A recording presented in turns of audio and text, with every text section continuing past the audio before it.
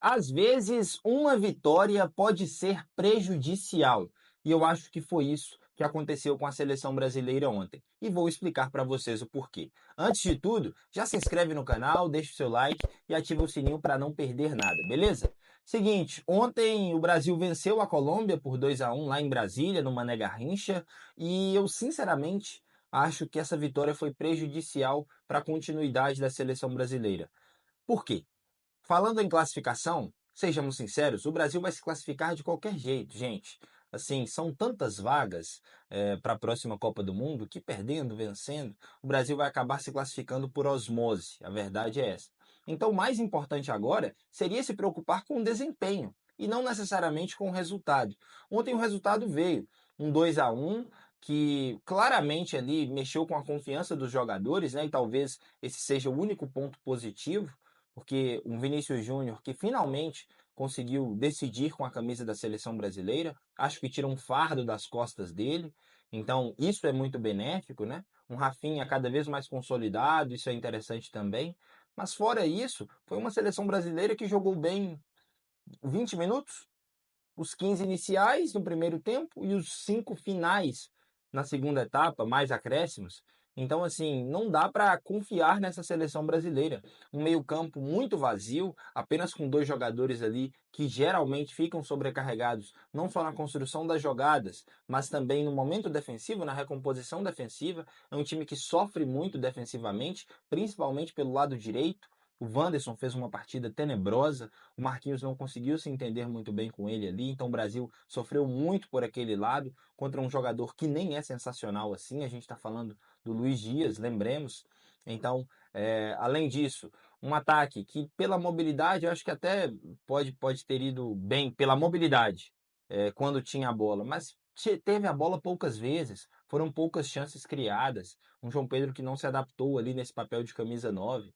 Então, assim, o Dorival, em mais de um ano de trabalho com a seleção brasileira, não conseguiu formar um time convincente, não conseguiu formar uma equipe que passe qualquer tipo de segurança. E por que eu disse que essa vitória é prejudicial? Porque considerando o contexto do futebol brasileiro, que é muito resultadista, seja da torcida, seja da imprensa, dá uma visão de que esse time melhorou. Esse time não melhorou. Ontem venceu, sejamos sinceros, pela sorte. E assim, sem demonstrar muita coisa. Vou pegar aqui só um apanhado dos últimos 3 jogos para vocês terem uma noção. No jogo contra a Venezuela, que o Brasil empata em 1-1, que sofre gol da Venezuela, sai na frente, com um gol de bola parada. Rafinha de falta abre o placar.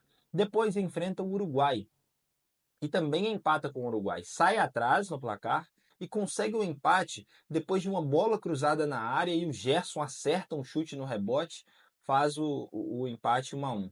E agora, contra a Colômbia, um gol foi de bola parada e o outro foi de um chute de longa distância do Vinícius Júnior que desviou. Ou seja, o Dorival Júnior tem talvez o melhor material humano de ataque que se pode ter no futebol de seleções, com Vinícius Júnior, Rodrigo, Rafinha, e não consegue fazer com que essa equipe ataque minimamente bem. Isso é um absurdo. Como que em todo esse tempo de trabalho, o Dorival Júnior não conseguiu que esse time, no mínimo, ataque bem? Porque defender mal, ok, ele não consegue fazer um time seguro defensivamente, mesmo com o tempo, mas ele pode até justificar que não tem as melhores peças no setor defensivo, o que é questionável, porque a gente tem grandes jogadores por ali.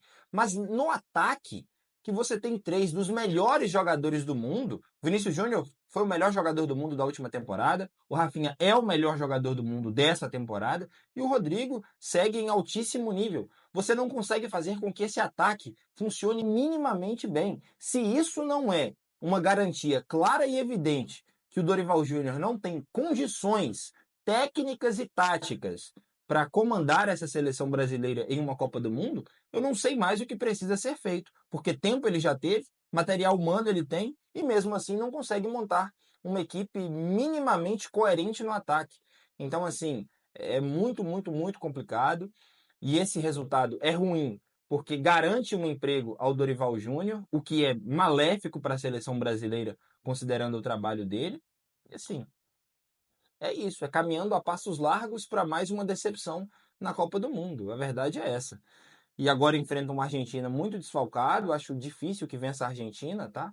Porque teve essa dificuldade toda para enfrentar a Colômbia com Bruno Guimarães, Gabriel Magalhães, com Bruno Guimarães, Gabriel Magalhães e Gerson. Não vai ter esses três jogadores jogando fora de casa, sem o apoio da torcida. Então, assim, vai precisar de muita sorte, assim como teve contra a Colômbia, para conseguir vencer a Argentina. Mas são tempos sombrios da seleção brasileira. O time simplesmente não consegue jogar bem. Ontem, se fosse uma luta de MMA, por exemplo, em que quando não há nocaute, eles contam por pontos, né? A Colômbia teria vencido por pontos. Você analisar os 90, quase 100 minutos de jogo, né?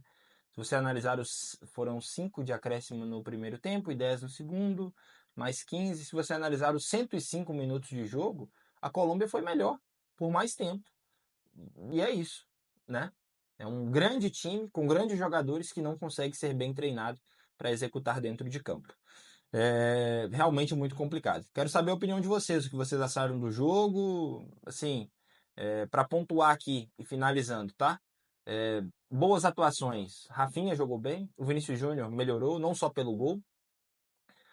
O Bruno Guimarães jogou muito bem, muito sobrecarregado, mas jogou bem. E o Arana, acho que fez uma grande partida também. Tirando esses quatro jogadores, e aí passando agora para os piores, o Wanderson fez uma partida tenebrosa, tenebrosa. O Wesley precisa ser titular, não só pelo que fez quando entrou, mas pelo que o Wanderson não fez dentro de campo. O João Pedro não se adaptou ali, né? Não é um jogador ruim, mas para o que o Dorival quer de movimentação, o Matheus Cunha se encaixa muito melhor. Então nem João Pedro nem Endrick acho que se encaixam naquela forma de atacar ali, que não funciona, mas que foi menos ruim com o Matheus Cunha. E o Joelinton completamente desligado da partida, né? Naquele papel ele mais recuado de saída de jogo, deixa muito a desejar, mas deve ser titular por falta de opções do Dorival Júnior. É isso, deixa aqui nos comentários o que vocês acharam do jogo. Até a próxima, fui, tchau!